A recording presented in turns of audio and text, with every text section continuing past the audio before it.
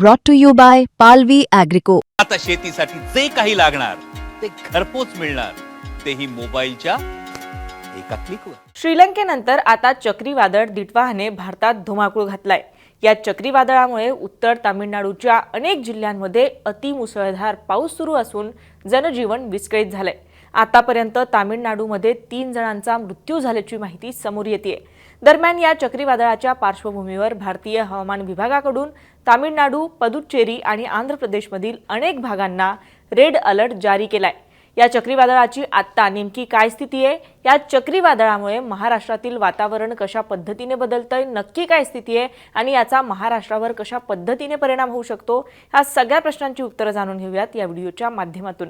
नमस्कार, मी छाया आणि आपण पाहताय वेदर रिपोर्ट. दिट्वाह चक्रीवादळ हे श्रीलंकेवर आलेलं सर्वात भीषण संकट मानलं जात आहे.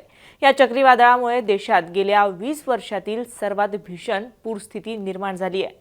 श्रीलंकेच्या आपत्ती व्यवस्थापन केंद्राने दिलेल्या माहितीनुसार दिट्वाह चक्रीवादळात आतापर्यंत 20,000हून अधिक घरं उद्ध्वस्त झाली आहेत. त्यामुळे 1,08,000 लोकांचं सुरक्षित ठिकाणी स्थलांतर करण्यात आलंय. श्रीलंकेच्या मदतीसाठी भारताने ऑपरेशन सागर बंधू सुरू केलंय.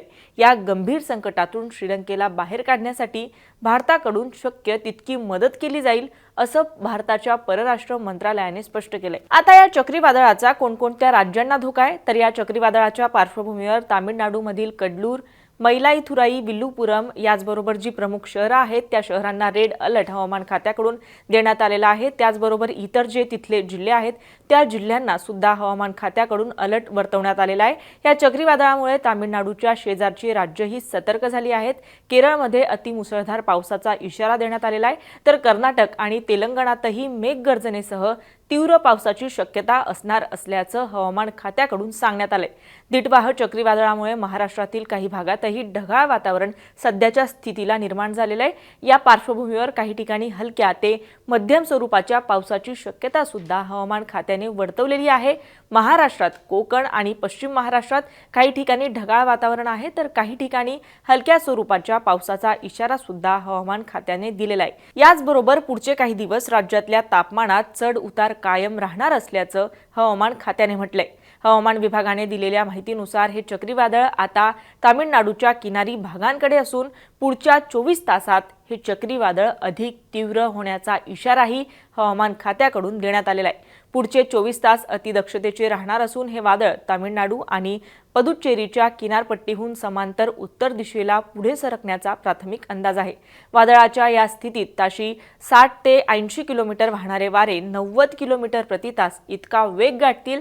त्यामुळे समुद्रही खवळलेला असेल असं स्पष्ट करण्यात आलंय. आता या चक्रीवादळाचा परिणाम म्हणून तामिळनाडूचे मुख्यमंत्री के स्टॅलिन हे जिल्हाधिकारी आणि वरिष्ठ अधिकाऱ्यांबरोबर सतत आढावा बैठक घेऊन राज्याच्या परिस्थितीवर लक्ष ठेवून आहेत. खराब हवामानामुळे राज्यातील विमान सेवेलाही मोठा फटका बसलाय.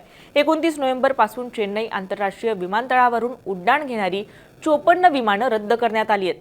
शहरातील पांबन पुलावर वाऱ्याचा वेग 58 किलोमीटर प्रति तास पोहोचल्याने दक्षिण रेल्वेने शुक्रवारी रात्रीची रामेश्वरम ओखा एक्सप्रेस रद्द केली आहे. तर आरोग्य विभागाने सरकारी रुग्णालयांमध्ये 24 तास वैद्यकीय पथक तैनात केली आहेत आणि बॅकअप वीज पुरवठ्याची व्यवस्था सुद्धा करण्यात आली आहे. अन्न, पाणी आणि अत्यावश्यक वस्तूंसह मदत केंद्रही सक्रिय करण्यात आले आहेत.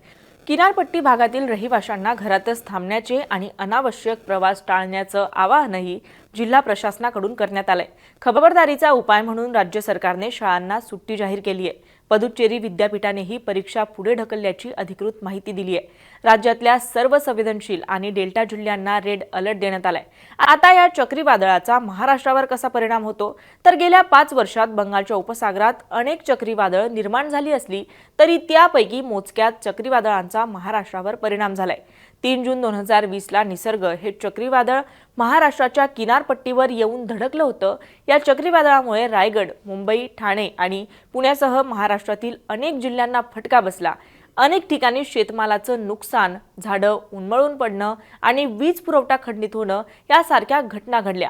129 वर्षांनंतर महाराष्ट्राच्या किनाऱ्यावर धडकणारं हे पहिलं तीव्र चक्रीवादळ होतं. त्यानंतर 2021 मध्ये अरबी समुद्रात निर्माण झालेल्या तोक्ते चक्रीवादळाने अतिरौद्र रूप धारण केलं होतं. सुरुवातीला केरळ, कर्नाटक या राज्यांना या चक्रीवादळाचा मोठा फटका बसला होता. गुजरातकडे सरकताना तोक्ते वादळाने कोकण किनारपट्टी भागालाही मोठा तडाखा दिला। याचा परिणाम म्हणून महाराष्ट्रात सोसाट्याच्या वाऱ्यासह अतिवृष्टी होऊन शेतकऱ्यांचं मोठं नुकसान झालं होतं। त्यानंतर 2023 मध्ये अरबी समुद्रातून आलेल्या बिपरजॉय वादळामुळे पालघर जिल्ह्याच्या किनारपट्टी भागाला मोठा फटका बसला होता।